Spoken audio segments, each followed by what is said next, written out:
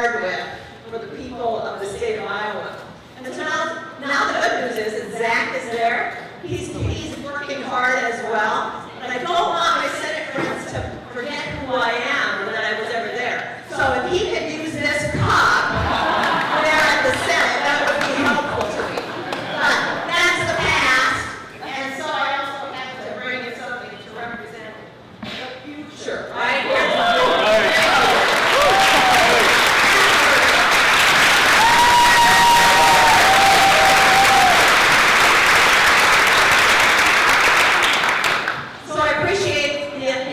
That Dave gave me, and I have to tell you that it's really easy to run when you can talk about Dave Loebsack's endorsement, because people all over this district tell me the very same thing.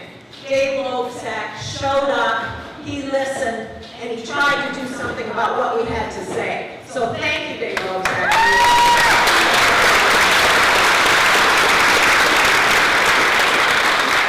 So we've been working really hard for about 6 weeks on this campaign. It's been going really well. Many of you are testament to that because I've gotten the endorsements of people like Rob Sand and Cindy Axie and Abby Finkenauer and more importantly, over 70 people signed up quickly to endorse this campaign across all 24 counties. So I got a ton of encouragement and I appreciate every single one of those. And I also had a really good fundraising effort this first quarter. So things are going well, but we know that the Republicans are geared up. They want to get this seat, right? It's their chance. They know that this seat went for Trump, but they also know that it went for Trump by 4%. So we're all going to have to work hard together to keep this seat in Democratic hands. That's what we intend to do as we move forward.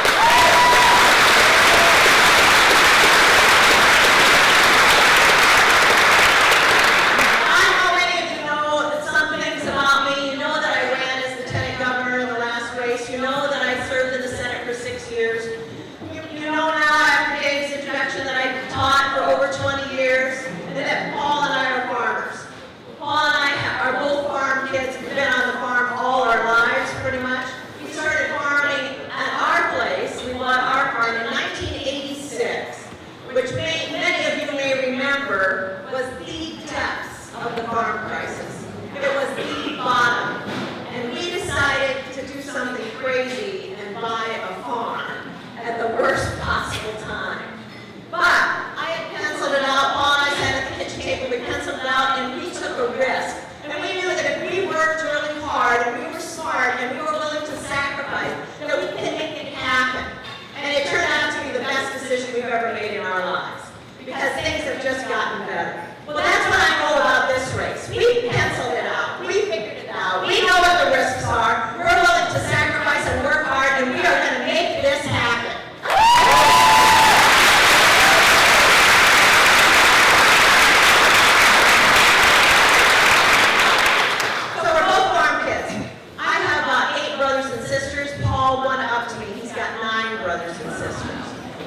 We lived the farm life. We always had. And I look back on my life, and I think that many of you may have heard this when I ran for LG, that I lived in a divided household where my mom was a really strong Republican and my dad was a really strong Democrat.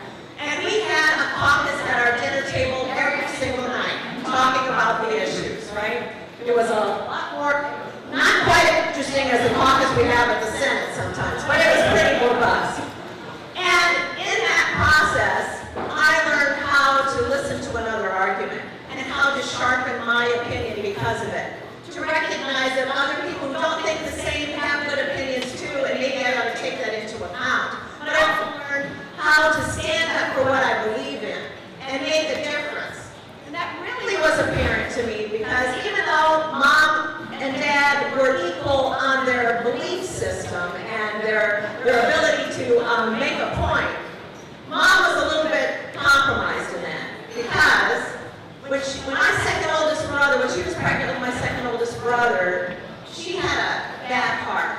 When she was a little girl, she was a teenager, she had rheumatic fever, and it grew into all 4 valves in her heart.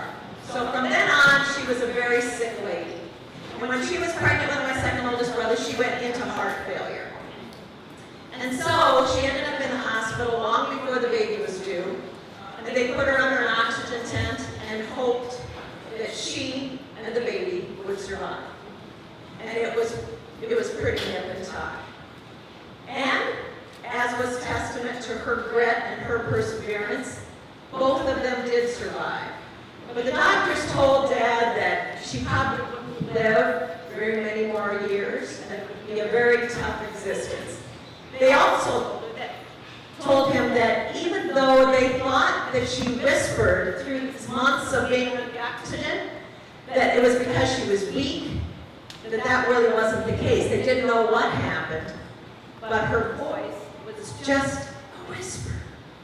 And she, even though she regained her health to a certain degree, she never recovered her voice. So she went on to defy the odds, and she had 7 more children and lived a good life. But she did that. She raised all 9 of us children with just a whisper. Now I look at that. I have 5 children. I yelled a lot. She didn't have that luxury. So how did she do it? What I know is that she taught us how to listen. She taught us that the voice that you should listen to the most should not always be the most powerful voice. That sometimes when you have to lean to listen, that's the voice we want to be listening to. That's the wise voice. That's the voice that makes a difference in your life. That you have to be the one to decide to lean in to hear that voice and benefit because of what you hear. That's what I know is not always going on in Washington, D.C. That people are not leaning in and listening to the voices that matter. That instead they're listening to the ones with the money and all the power and all the stinky feelings that go on. We have to do better than that. We have to lean in and listen to the people that are saying health premiums are too high. Our deductibles are too high.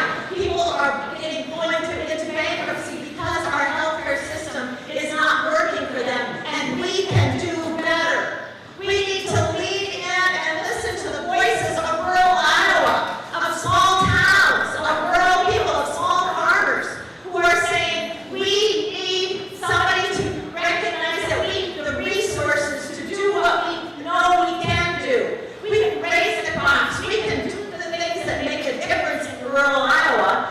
Small towns can survive if they have the right resources, if they encourage entrepreneurship, if they have broadband everywhere. These are the things we need to be listening to. We need to lean in and recognize that we need to invest in infrastructure because